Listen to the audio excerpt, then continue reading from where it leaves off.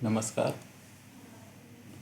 आज के वीडियो में हम लोग बात करेंगे rights of person with disability act 2016।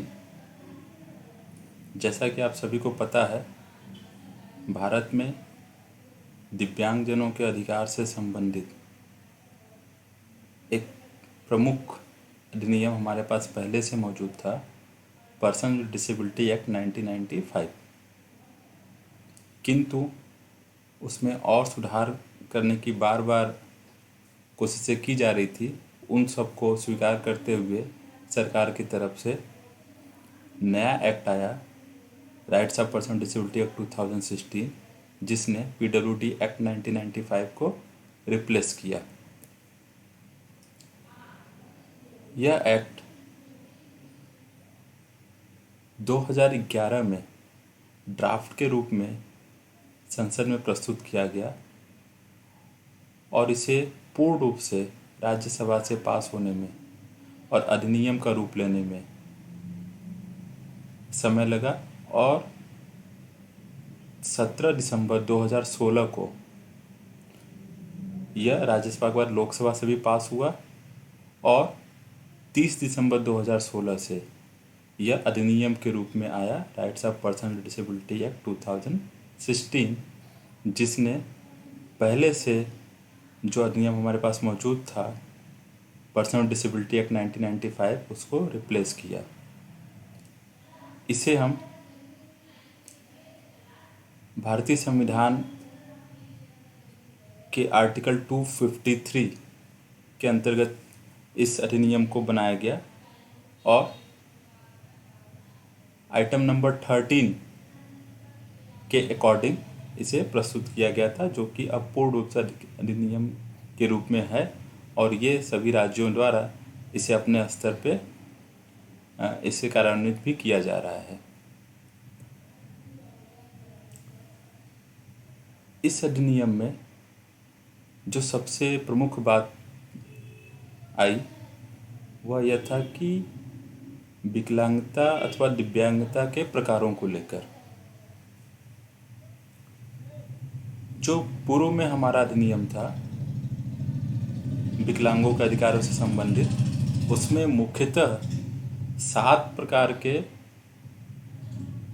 दिव्यांगता की बात की गई थी। किंतु इस नए अधिनियम में उन 7 प्रकार के दिव्यांगता को बढ़ा के 21 प्रकार के विकलांगताओं को चिन्हित किया गया और उन्हें इस अधिनियम में स्थान दिया गया। यह बहुत महत्वपूर्ण बात है। इसमें अनेक नई श्रेणियों को शामिल किया गया जिनको अभी तक हम विकलांगता के श्रेणी में नहीं रखते थे, जिससे उन श्रेणी से संबंधित व्यक्तियों एवं बालकों को वो अधिकार नहीं प्राप्त हो पाते थे। किंतु इस नए अधिनियम में उस श्रेणी को बढ़ा के 21 किया गया और नई श्रेणियों को शामिल किया गया, जिससे उन सभी लोगों को उनको ये विशेष प्रकार के अधिकार मिल पाएंगे जो इस अधिनियम द्वारा प्रदत्त किए गए हैं। इसमें उदाहरण के तौर पे एसिड अटैक विक्टिम्स को शामिल किया गया, जो कि पहले नहीं था।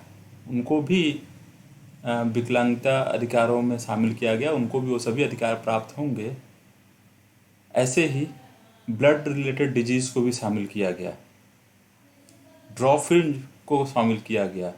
यदि कोई बहुत छोटे कद का व्यक्ति है, एक औसत ऊंचाई से कम उसकी ऊंचाई है, शारीरिक ऊंचाई है, तो उसको भी इसके अंतर्गत इस 21 प्रकार के विकलांगताओं में वो भी एक श्रेणी मानी गई है इस अधिनियम द्वारा और उसे भी वो सारे अधिकार प्रदान किए जाएंगे जो यहाँ पे वर्णित किए गए हैं।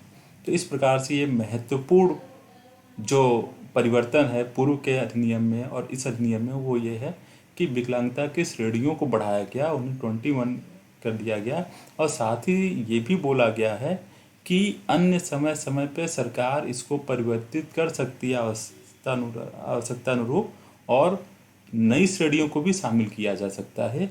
ये बहुत ही महत्वपूर्ण बात यहाँ पे कही गई है। ये जो 21 प्रकार के विकलांगताओं को यहाँ पे शामिल किया गया है उसकी लिस्ट इस प्रकार है, जो अलग अलग श्रेणियों में विभाजित है अधिनियम के द्वारा। यहाँ पे जो पूर्व में थे वो तो शामिल ही हैं, कुछ नए जो मैंने अभी बताया आपको कि नए चीज़ों को भी शामिल किया गया है। ब्लाइंडनेस, लो विजन जो विजुअल इम्पेयरमेंट कैटेगरी में आते हैं, लेप्रेसी कार्ड पर्सन को शामिल किया गया। हियरिंग इम्पेयरमेंट में deaf and hard of hearing जो पहले से था उन्हें शामिल किया गया। लोकोमोटर डिसेबिलिटी, ड्रॉप इन नई कैटेगरी को डाला गया। Intellectual disability and mental illness, then autism spectrum disorder, cerebral palsy, muscular dystrophy, chronic neurological condition को जगह दी गई है इस अधिनियम के अंतर्गत विकलांगताओं की श्रेणी में। स्पेसिफिक लर्निंग डिसेबिलिटीज़ को शामिल किया गया।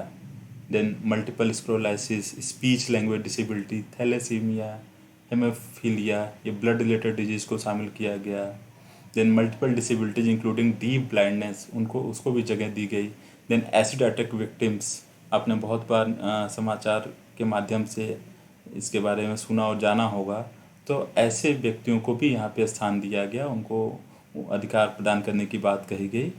तो इस प्रकार से ये 21 प्रकार के विकलांगताओं को इस अधिनियम में शामिल किया गया, जो इसका बहुत ही महत्वपूर्ण भाग है इस अधिनियम का। धन्यवाद।